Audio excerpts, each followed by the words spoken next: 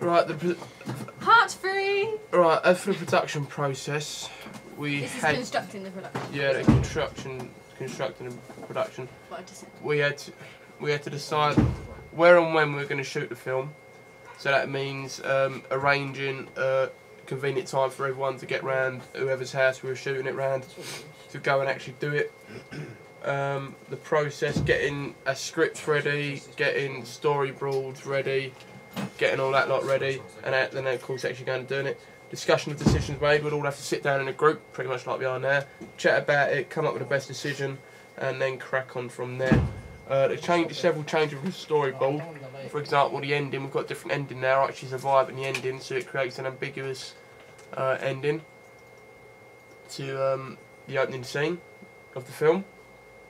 And that's the main change. The reason for that change is because if they just kept me as being dead, we'd have to get police involved and all that lot, and it was a lot easier and more artistic and better for us to do it this way.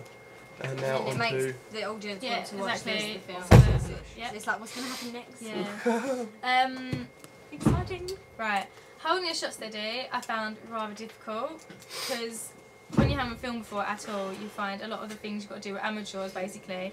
And holding a shot steady, it was actually alright with the stand, but the camera sort of like flopped a bit sometimes, and I like lost my control for holding things. So I had to do it a number of times, but then when I got used to it, it was alright. Framing a shot, that was just basically getting everything that I needed to get in the scene, and that was pretty easy. And getting space above the yeah, head. and you have to get a certain amount of space above the head to like look right. That's just the way it's got to be. Yeah. And that was the easy once you got the hang of it. But at first, I kind of missed out heads and stuff.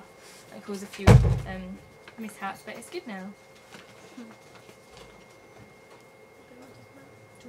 Oh yeah, while we was filming, we had to make sure that there was enough distance while we was filming. Say like when we was doing the alley shot, like the alley thing, when Becca was taking the shot, we had to make sure that we was like close enough to the camera so that she could hear what we were saying at the beginning of the shot, and so that she could get a pan of us walking around, because we had to get loads of different shots in to like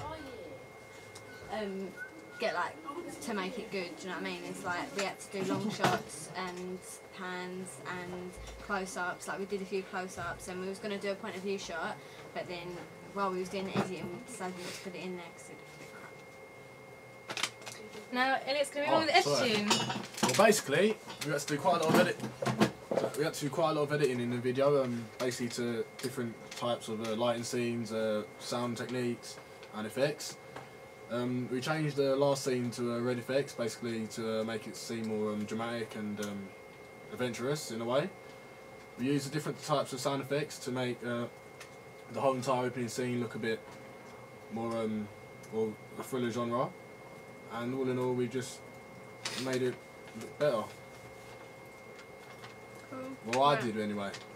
We all had a go at editing at some point. Yeah. I did the basic editing, and then these guys. She put the whole film basically together. And then like, these guys I did the better part, I'd and done the a good, music. I'd done a good bit. Vicky done the music, and then he mucked it up. Right, Elliot was in charge of sound effects. He Then flopped Vicky like sorted him out because he messed it He up. messed it up. But Sydney did all the good shot, like all the transitions and effects. I did the basic editing. Without the basic editing, you wouldn't have been able to edit it at all. Right, So let's shut move up. on. Bye. I fixed Elliot's mess. Okay. Yeah. End of. See you later.